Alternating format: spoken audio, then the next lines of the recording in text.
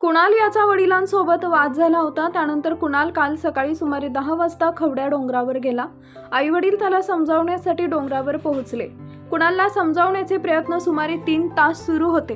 Police, स्थानिक नागरिक आणि अग्निशमक दलाच्या जवानांनीही त्याला खाली आणण्याचा प्रयत्न केला। त्याला वाचवण्यासाठी खाली जाळी लावण्याचाही प्रयत्न करण्यात आला, मात्र कुणाल वारंवार आपली जागा बदलत होता।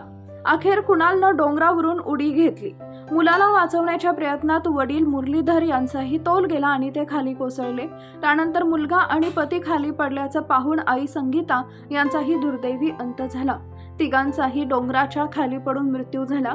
त्याचबरोबर कुणाल आणि आईचा एक व्हिडिओ व्हायरल होतोय, ज्यात कुणाल आईचं पाय धुतोय। मग त्यानं असं का केला हाही प्रश्न निर्माण होतोय।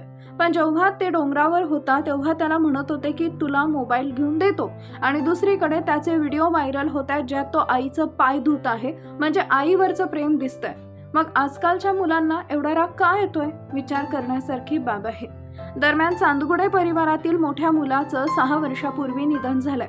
त्यानंतर कुटुंबात सतत खटके उडायचे। वडील ट्रक चालक असल्यानं त्यांना सतत बाहेर राहावं लागायचं।